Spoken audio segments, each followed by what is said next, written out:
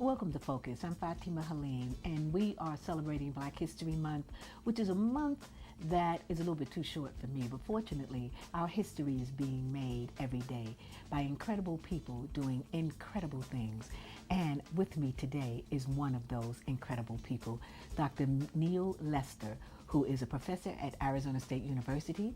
He is also an author, a lecturer, and all-around incredible man. Oh, Welcome, Dr. Nestor. Thank you very much. Thank you much. I don't know where to start with you because you are with the Humanities Council, and I know that I wanted to talk with you about that. And one of the things that I wanted to talk about is, why do you think we as African American people are not as engaged or involved in the Humanities Council as you would like for us to be? Right, absolutely. And I've been associated with the Humanities Council for 16 of the 17 years that I've been in Arizona. I'm a transplant from the Southeast, but I was also connected with the council, the Alabama Humanities Council. Each state and the districts have a Humanities Council, and the purpose of those is to bring those public programs to the people. And so my involvement was a way of connecting what I do in the classroom in terms of my research and teaching to the larger public. Now, the councils across the states also grant to organizations doing interesting work that is often state specific. So part of why I think the Arizona Humanities Council hasn't been able to do that is because we haven't connected with those communities to let them know what resources we have that can support the work. Many of the kinds of organizations doing work that you're doing in the community. So what are the organizations, for example, that you are contributing to, and perhaps that can give some insight to some of the Black organizations that are doing similar work? Well, people who do genealogies, people who do oral histories, even people who are doing performances, as long as the performances have some discussing component of it. The Black Theater Troupe, for example, has benefited from the Arizona Humanities Council. In fact, that was my first introduction to the Humanities Council, was through the Black Theater Troupe, where I did talkbacks. So it was not just supporting the performance, because the performance then stays within the realm of the arts.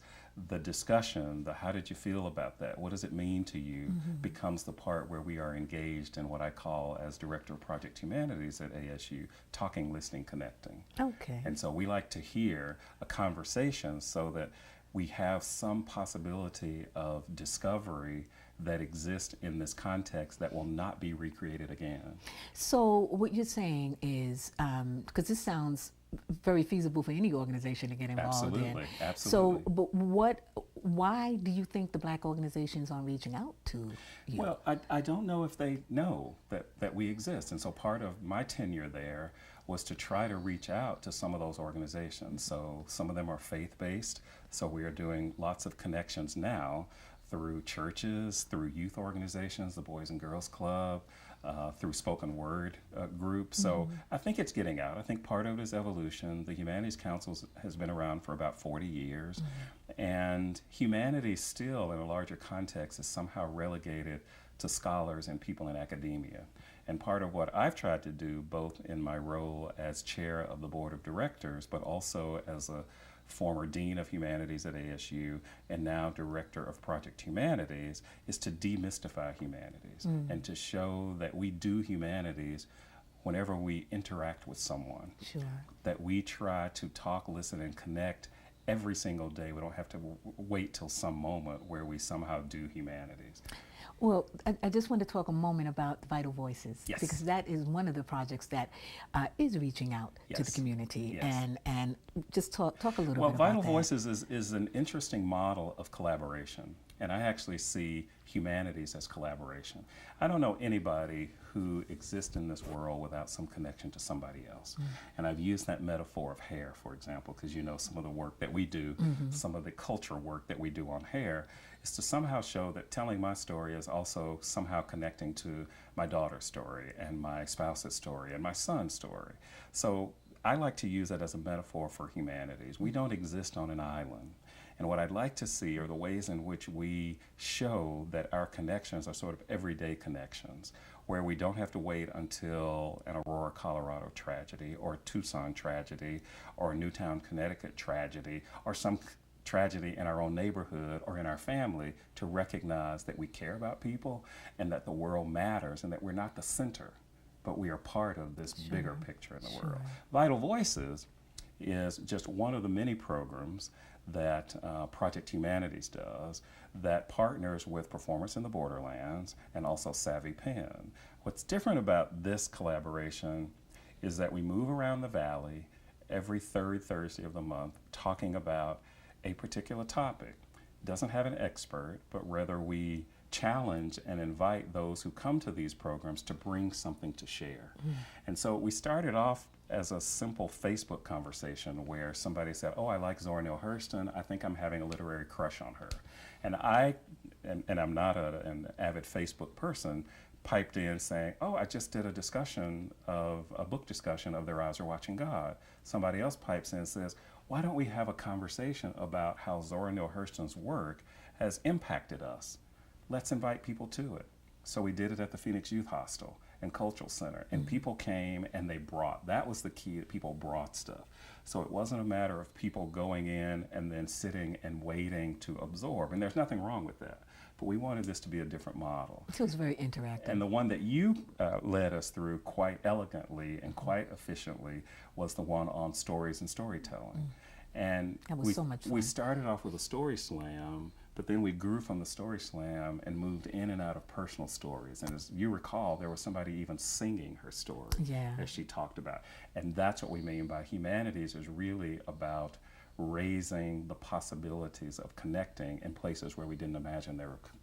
So, and that's what you mean by people bringing something. They're People bringing something. They're bringing who they are. They're bringing their stories. They're bringing their experiences. Everybody has something to bring to the table. Absolutely. Everybody has something to bring to the table. And what we'd like to see is that what you bring is valid. Now, Humanities also gets us to raise questions. We don't live in a place where questioning is discouraged. We don't have to agree with each other. But we also live in a place that is democratic in terms of understanding that everybody should have a voice and should have a right to express the voice. It doesn't mean we have to agree with the voice, but we at least have to acknowledge that this is not a dictatorship, that we are encouraged to think. Now, Humanities is subversive like that. Humanities and how we deal with everyday life is not a formula. It's not a math problem. And I think that's what disconnects people. It doesn't have an answer. I teach literature, and literature, as I see it, is about people. And why things happen is not always clear to us. What we can show is how they happen. And I'm borrowing that from Toni Morrison, who says, we don't know why inter-racism exists. We don't know why we have this thing about straight hair, but we can see the patterns of that and how it's manifested. But we also have the ability to change those ways of thinking. So you mentioned earlier, because I'm going to just do a little segue here about bringing something to the table. Yes. And we're looking at the table now. You also mentioned Zora Neale Hurston, Zora and Their Neale Eyes Are Hurston. Watching God. Yep. And what we have here are books that you've written. They are books that I have written either as a single author or as a co-author, or have contributed chapters to them. And tell me, where's the first one? What's the first one? Well, this is the that you very wrote? first one that I wrote. This was a on book on on Ntozake Ntozake Shange. Yeah, which critical is- study of her place. Yes, in fact, I'd like to say that it is the first extensive study of her body of choreo poems. And at the time, as you know, as a performer, folks didn't quite understand how her work fit traditional theater. If we start thinking of people like Lorraine Hansberry or Lon Elder, or any of the other folks who were calling their work plays. She called this a choreo poem because it was really about movement and dance, and it was about breaking out of tradition, so that you couldn't do a character analysis of the Lady of Red because the Lady of Red's words blurred into the Lady of Yellow's. This was about an experience. So what I try to do in this book as the first is also be one of the few males who first talked about, I didn't feel that Ntozake Shange, as a black feminist writer, was somehow attacking black men. And so that was the first thing, was a defense of, and said, you know, I may not beat black women, I don't beat black women, but I have seen models of black men who do.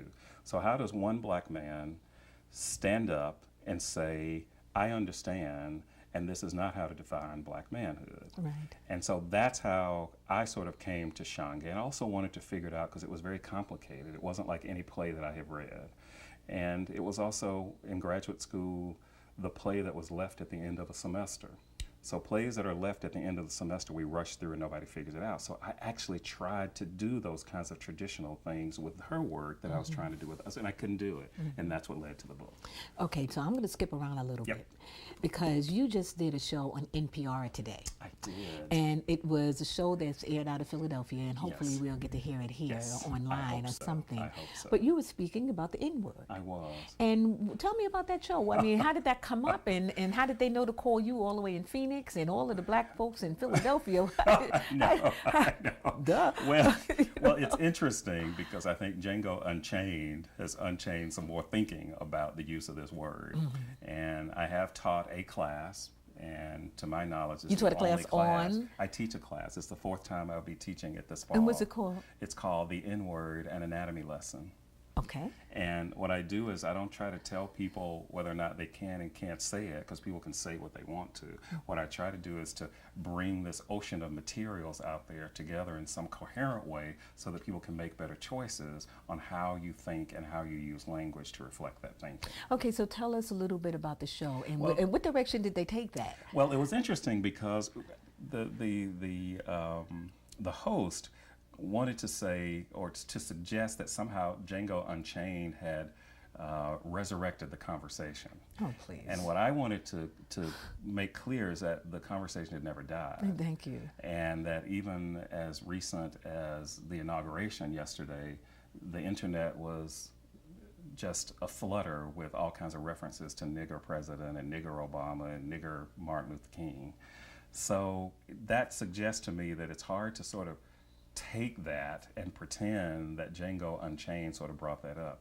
This whole fascination with the N-word on my part didn't come as a result of something that I grew up with, because I was actually never called a word. It wasn't a word, and still isn't a word, that circulated in my family, in my social circle. Right, and mine either. So, and I grew up in Harlem. Well, and so I'm confused. So this is not a trick. When I teach the class, it's not about trying to convince students who are mostly white to use it or not use it.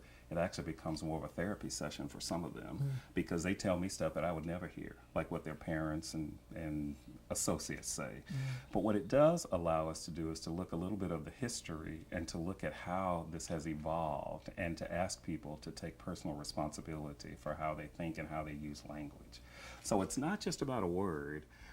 People often ask, how can you teach a class on a word? I say, well, a word is never about a word. Yeah. A word is about context. A word is about images. So we do things like we look at and listen to minstrel songs that have become Disney tunes, like Polly Wolly Doodle or Jim Crack Corn. Those words, which have become Disney children's tunes, the second verse we never sing. Go look at the lyrics of the second verses, and they're peppered with that word, and they're also spelled with the A-H and the A. So for those who contend that, oh, if it's ER, it means one thing, if it's A, it means something else, and if it's AH, it means something else, I just challenge you to go look at that. Well, why don't you go look at that for a minute while we take this break? Check out Jimmy Crack Corn and see what that says in the second verse. Yes, check it out. Welcome back to Focus. I'm Fatima Halim, and with me is Dr. Neil Nestor, professor at Arizona State University and head of their Humanities, Project Humanities Project at Arizona Humanities. State University. And we're talking about a potpourri of things, Yes, we are. including some of the books he's written, some of the things that he has done, and particularly now we were talking about the N-word, because you were saying that, you mentioned to me earlier that you were on a show. I did, right before coming here. Right before coming here, you did a show with National Public Radio. Yes. On 90 the minutes. on the N-word. Yes. And 90 minutes on the N-word. That's really not enough time, is it? It's not enough, but part of what we wanted to do was sort of tease beyond this, who can say it and who can, and whether it's a black thing or a white thing. And it's really about accountability. Because Right. people can say what they want. Right. The issue is, should you say it? Sure. And if it's a word that means something else, why would you choose to say that instead of something else? Right. And we also tease at history. So when we talk about language, we also talk about performance. Correct. So is it said? Is it written? Does it sound like it? Or how is it spelled differently? And what I do contend is this is not about young and old, because unlike what Judge Judy says about what people know, blacks know it, white knows. That word is a problem. And whether you're talking about it in the context of your homies or your boys, it's a problematic word. And Well, some people say, well, the young folks say, well, when we say it to each other, we nullify it, and it means something different when we say it to one another. You know, and I see that just as just ignorance of our history. And well, and you know, we also have some things. I don't want to go back to Du Bois and say that there may be some double consciousness going on there. But I also know when we talk about these are terms of endearment, I know that that word was used between their masters and their slaves as terms of endearment too. oh, well, then Because there. many of them loved their slaves dearly. We saw that in The Help. So, you know, if you know, I borrow from Toni Morrison since I'm a literary scholar, and I like and appreciate and am inspired by much of what she writes, when she says definitions belong to the definers. So until you have defined it, then you can't really take it away and make it yours. So you got one caller who thought you were white, and Yes. I'm sure you set him or her straight. Right, and then others were, you know, going to this bit about, well, you know, I always learned that the word meant ignorant person, so I don't have to be what you call me, and that's a valid assertion. Yeah, but that's pushing it under the rug. Well, and it doesn't quite address the fact Right, that we've got a person now who represents one of the most powerful leadership positions in the world, and he can be pulled out of that no matter what the accomplishments with a single word. And the word transcends history, the word transcends gender, the word transcends economic level, the word transcends sexuality, the word transcends all of these things that other words tend to be sort of connected to. Wow. Let me see. There's so many places we can go with you, Yes. and so we covered your books, some of your books, right. and we're going to most certainly have those out there. Yes. And these can be purchased They can be online at Amazon.com. Yep, and because all the bookstores are closing down. Yes, So- yes. Well, Amazon.com is there. You know, so we can get it from there. Okay, let's Sure. go to nappy hair. Let's go. Because we have me and you, we happy, we nappy, and we We have nappy done. happy, We yeah. are happy nappy people. I haven't always been that way, though. No, I know. Haven't always been I've that way. heard someone told me that they were offended by the word nappy, and this is a Yes. person who's very natural, and Yes. they prefer the word kinky. Yes. Well, the nappy is the other N word. No. The other N word. But it's interesting to me, and I got sort of involved with this. Now, hair is something that I was aware of when I was growing up because my mom has always worn a wig. Now, you see, I can't even talk about hair without talking about those who are connected to me. Of course. So my mom always wore a wig, but it was always one of those straight wigs. There was nothing ever that was sort of Afrocentric, as we might call it. Well, did we ever have one back? Did your mother have Well, wigs like that when she was? but, I mean, how old you know, was your but mother? what I'm saying is she's Diana Ross's age. Oh, but the okay. Supremes always wore these sort of straight, mainstream sort of hair. Right, but but then they didn't- Diana, when she let her hair grow out, it wasn't straight. It was kind of big. But the wig was big. Well, the wig was big, but it was not straight and bone straight and silky. So I was always aware, and you know, my people in my family, the women did the Afro puffs and all these things. But the nappy hair came when the children's book came out in 1997. It was very controversial The Carolina. by Carol Olivia Horan, Right. and that's when the whole momentum picked up. And she's been here a couple of times. She's been here. Yeah, She's I've met her. actually the visiting scholar for Project Humanities for the Right. last 2 years. So she'll be back. Good. But it's interesting because there's so much about us as African Americans that people still don't know. And hair is one of those. I mean, Yeah. I get called about the hair thieving, for example. Well, and not folks not only do people outside of us Yeah. don't know, our own people don't even Right. know about See, our that's what I'm hair. saying about the history of the N-word. Yeah. Because there's stuff that we haven't bothered to sit down. We just accept that somehow hip-hop has sort of remade history and Sure. revised it in ways that it hasn't. Yeah. Hip-hop has done some very interesting things, particularly with language, but I'm not quite sure that it's pulled that out yet. Yeah. Enough so Wow. that we can redefine it, and all of a sudden it has wiped away all the blood that's been connected in violence with that word. Wow. I do have an opinion on it. And you know what? I think I'll bring you back so we can Okay. get a little bit more. Let's do that. So we Let's can do get a little that. bit more. But at this point, thank you so much for No, joining thank us. you. Really, Thank you. are once again still one of my favorite people, Well, and I I thank look you for forward all to the work us that you coming do. back with And you. as I said, success is about collaboration. Well, And there I you go. appreciate this collaboration. Well, Thank you.